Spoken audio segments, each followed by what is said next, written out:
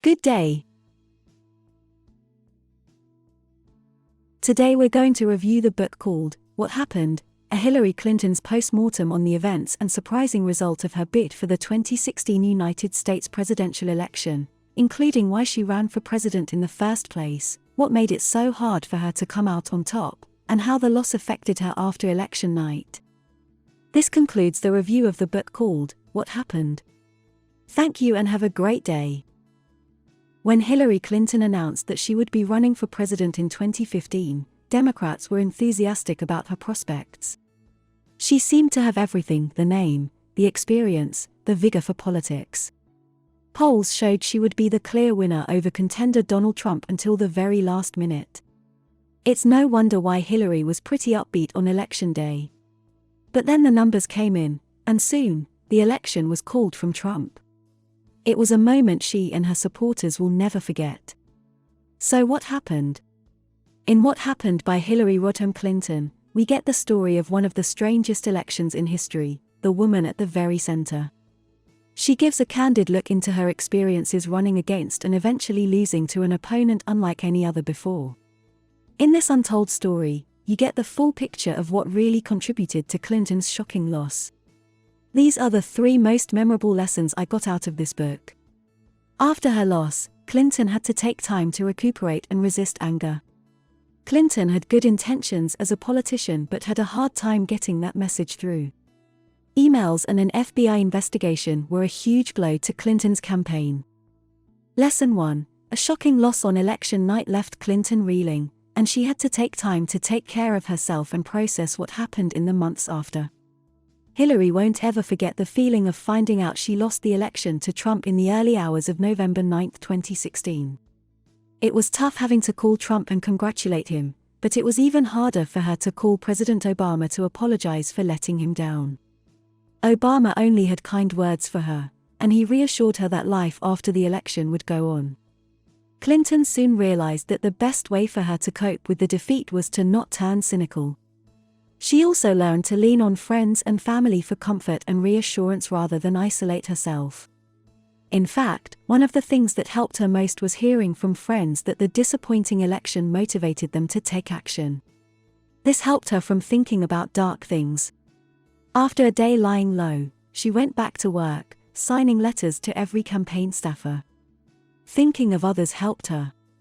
Another strategy she had was to face the sadness with celebration. So she decided to host a post-election staff party and celebrate the campaign they had. Sure, she admits she did feel angry at times, but she made sure that this anger didn't ever overtake her. It helped when she felt this way to go on long walks with Bill to talk about and process what exactly happened. Lesson 2: Clinton had unselfish reasons for running, but her campaign suffered because she wasn't able to adequately get that message out. Many people believe one of the main problems with Hillary's campaign was that it didn't successfully tell people why she was running for president. Some people really felt like she was only running because she felt entitled.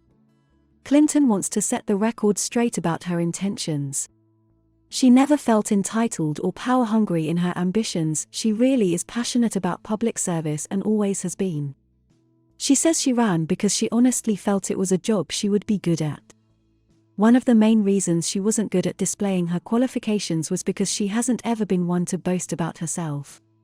Instead, she wanted to talk about strategies for improving the country. Though this humility is a good thing in other circumstances, when you are trying to sell yourself in an election, people need to know what makes you so great. One of her main strengths as a candidate was that Clinton had spent her entire life in the public service. She set out to be a public servant as one of only 27 women in Yale Law School a long time ago and has been an adamant defender of human rights since. She also spent time working for the Children's Defense Fund and ever since has been passionate about advocating for the less fortunate. Unfortunately, polls confirmed it was true that many people were unfamiliar with her actual qualifications for the position. Knowing this, she tried to reintroduce herself to voters along the campaign but struggled as attention was always redirected by the people who were dead set on painting her as a criminal. Lesson 3: Clinton's campaign took major hits with the emails and a surprise FBI investigation. Without question, One of the biggest things casting a shadow over Clinton's campaign was those notorious emails. When she was Secretary of State under President Obama, she used a private email account for correspondences. She considers this mistake one of her top regrets. But the truth is, it was not at all uncommon for a Secretary of State to use a private email on the job. However, once her opponents got the story, it stuck. Soon the conversation about the emails went on non-stop. In fact, the nightly TV news spent 3 times as many minutes talking about the emails than Clinton's actual policies. This looming story made it almost impossible to get her actual platform out there because people only wanted to ask her about the emails. What many people didn't know is that the server she used was uncompromised during her time, while the White House servers had all been hacked. So, in essence, the private server was actually safer for national security. This was all bad for the Clinton campaign, but the worst blow came on October 28, 2016.